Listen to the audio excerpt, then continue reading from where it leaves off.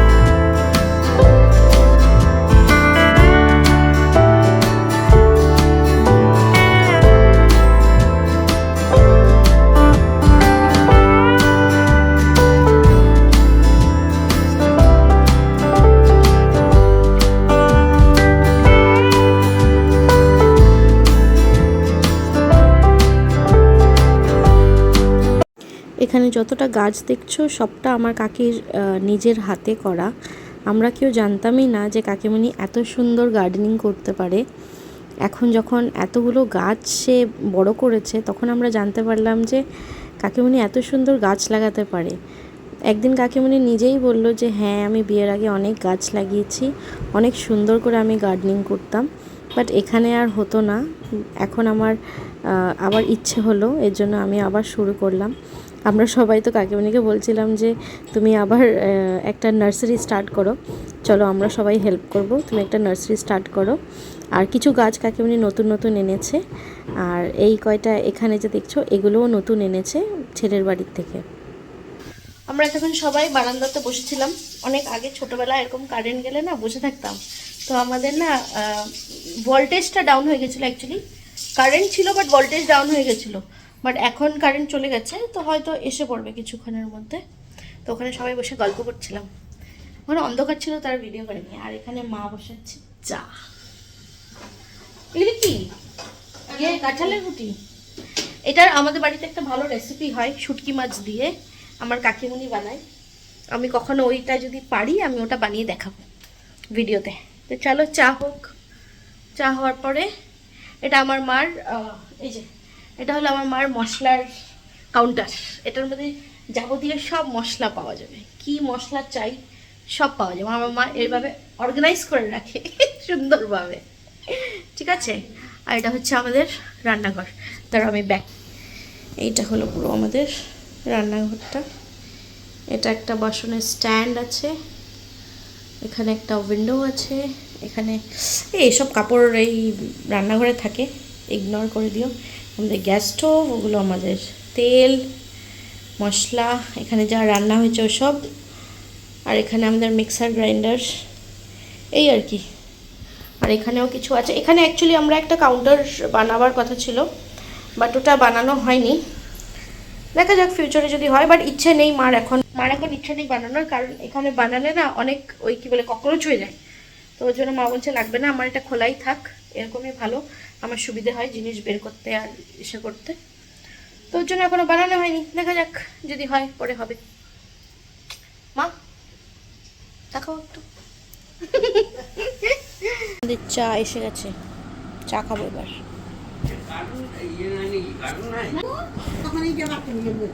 আমার বাবাকে যখনই চা দেয় তখনই বাবার টয়লেট পেয়ে যায়। আমার বাবাকে যখনই চা দিবে, খেতে ডাকবে, তখনই বাবার টয়লেট পেয়ে যায়, তখনই বাবার টয়লেট করতে চলে। এই জন্য আমার রাগ হয় যে আগে যাও নয়তো পরে যাও, এখনই কেন যেতে লাগে। এই বিস্কুটগুলি আমাদের ওখানকার শান্তি পাড়া, এটাই নিয়ে এসছি, তা আমরা এটাই খাই এখন।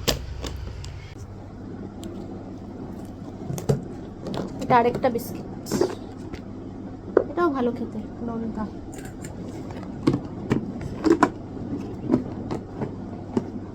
আপা খায় এটা,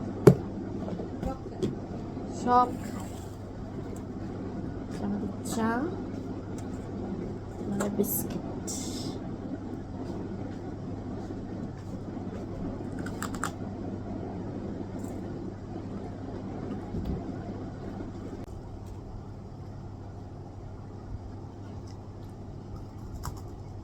দেখো আমার বিয়ের পাখা এতদিন লুকিয়ে ছিল, আজকে গরম পড়াতে সবাই বলছে পাখা বের করো, পাখা বের করো, যেহেতু ভোল্টেজ চলে যাওয়াতে সবাই বলছে ইনভার্টারও কাজ করছে না। তো আমরা সবাই বাইরে বসেছিলাম, ওই অনেক মানে যখন আমরা ছোটো ছিলাম না, তখন ওরকম বাইরে সবাই লাইট গেলে গিয়ে সবাই লাইন করে বসতো আর পাখা নিয়ে এইভাবে বাতাস করতো। আর এই পাখা এখন কেউ ব্যবহারই করে না, কোথায় লুকিয়ে থাকে পাখা খুঁজে পাচ্ছে না, কাকে উনি বলে যা নিয়ে আয় কোথায় পাখা আছে। তারপরে মা ওই আমাদের গডরেজের উপর থেকে আমার বিয়ের পাখা বের করেছে।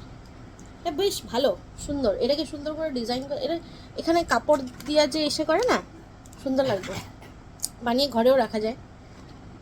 এটার হাওয়া বেশ ভালো। আগে তুমি পাখা করতে আমরা ঘুমাইতাম, ছোটবেলা কম পাখার হাওয়ায় ঘুমাইছি। মা আগে পাখা করতো, যখন কারেন্ট চলে যেত তখন আমাদের না ইনভার্টার ছিল না কিছু, শুধু আমাদের না ইনভার্টার ছিল আমাদের অনেক আগে না মা, তারপর নষ্ট হয়ে গেছিলো আমাদের ইনভার্টারটা। বাট আমাদের ওই ইনভার্টারে ফ্যান চলতো না, শুধু লাইট চলতো, যেহেতু আমরা পড়তাম, তো ওই জন্য ওই লাইটটার জন্য দিয়েছিলো, আর আমাদের ফ্যাক্টরিতে ইউজ হতো। তো তখন গরম লাগতো যখন মা পাখা করতো, আমরা পড়তাম। তারপরে যখন ইনভার্টার খারাপ হয়ে গেলো, তারপর টেবিল ল্যাম্পে পড়তাম না, টেবিল ল্যাম্প, হারিকেন এসব ছিল, এসবে পড়তাম। আর আমি আর দিদিভাই ঝগড়া করতাম, টেবিল ল্যাম্পের যে একটা এরকম হ্যান্ডেল হতো না, উপর দিকে থাকতো, তো ওই হ্যান্ডেলটা ওর দিকে হবে না আমার দিকে হবে, এটা নিয়েও ঝগড়া হতো আমাদের মাঝখানে, আমরা এটা নিয়ে খুব ঝগড়া করতাম, এখনও মনে পড়ে। আর তারপরে মা এনে দিয়েছিল ওই হ্যান্ডেলের ঝগড়ার জন্য, মা এনে দিয়েছিল হলো ওই কী বলে ওইটাকে বলতো হারিকেন। আর তারপরে মা এনে দিয়েছিল টেবিল ল্যাম্প, যেটার কোনো হ্যান্ডেল হতো না, ডাইরেক্ট চিমনিটা এভাবে বসিয়ে দিত, ওইটা এনে দিয়েছিল। ওর তারপর একজন হারিকেনে পড়তো আর আরেকজন ওই টেবিল ল্যাম্পে পড়তো, টেবিল ল্যাম্প বলে নাকি, হ্যাঁ ওটাই হতো, ওটাতে পড়তো। আর মা পাখা করতো আর আমরা পড়তাম। এটার পাখা কি আরাম! অনেক সময় এরকমও হতো যে রাত্রিবেলাও লাইট চলে যেত, তখন মা হাওয়া করতো, আমরা ঘুমাতাম, যেহেতু কালকে নেক্সট দিন মানে স্কুল থাকবে, তো এই জন্য মা পাখা করে দিত, আমরা আরামে ঘুমাতাম। বাট ফ্যানের হাওয়া হোক, মানে টেবিল ফ্যানের হাওয়া হোক, কুলার হোক, এসি হোক, বাট এটার হাওয়ার মতন আরাম কিছুতে নেই, সত্যি। ওয়াও, কি করব, এখন বসে আছি, এতক্ষণ তো সবার সাথে গল্প করেছি, বাট ওখানে না অন্ধকার অন্ধকার হয়ে গেছিলো বেশ, তো আমি ভিডিও করিনি। আর কেউ কাকুরা কেউ টি শার্ট মানে কী বলে টি শার্ট কিছু পরেনি, এমনি ছিল, তো এই জন্য আমি ওখানে ভিডিও করিনি, যেহেতু খালি গায়ে ছিল, তো ওখানে আমি মানে কারোই ভিডিও করিনি এর জন্য, কেন কি ওরাও এসে যাবে ওখানের মধ্যে। তো ওখান থেকে এসে তারপরে এখানে বসেছি এখন আমি আর মা। এখন কারেন্ট নেই, টিভিও চালাতে পারবো না, গানও চালাতে পারবো না, কিছু চালাতে পারবো না, বসে আছি আমি আর মা। আর কী করবো, এখন একটু হয়তো রাস্তায় যাব, রাস্তায় একটু ঘুরে আসবো, ঘুরে এসে তারপরে ও আসলে বাড়ি যাবো। মালিক ফোন কিনেছে, কি বলো তোমার ফোনের নাম কি? S24 Ultra। কত পড়েছে বলো? 1,20,000। ঠাকুর, এই 1,20,000 কিনবে নাকি? হ্যাঁ ওইটা কমবে যখন কমে যাবে 50। যখন কমে যাবে, বিজনেস মাইন্ডেড তো, যখন কমে যাবে, যে চা খাচ্ছে। হ্যাঁ বনিয়া হ্যাঁ বুনিয়া, বুনিয়া বলে না, বুনিয়া, এই যে বনিয়া, বানিয়া, এই যে এটার পার্টি হবে একদিন, হবে আমরা এটার পার্টি পাবো। ও একদম অনেক হবে। পার্টি দেয়, আর কত পার্টি দেবো, আমার নিজের লজ্জা লাগে না। সে হবে বার্থডে, সেটা আলাদা কথা। যাই হোক, কংগ্রাচুলেশনস আপনার ফোনের জন্য। নেরিতা দেখো, তুমি মানা করার পরেও ফোন কিনেছে, এই দেখো আমি তোমাকে ভালো করে দেখাচ্ছি। এটা তো দেখা এটা ওরই ফটো নাকি? না না না দেখো ফোন কিনেছে, দেখলে? দেখো দেখো, তুমি মানা করেছো তাও ফোন কিনেছে, কিন্তু আবার বলে ও ম্যাডাম বলে মানা করেছে। এটা আমার চোখ কি অবস্থা, ম্যাডাম মানা করেছে তাও ফোন কিনেছে। চলো এসে গেছে ওরা, এবার চা খাচ্ছে, জয়ের চা খাওয়া শেষ, তারপর আমরা বাড়ি যাবো। বাড়ি যাবো আমরা তিনজন একসাথে বাড়ি যাবো।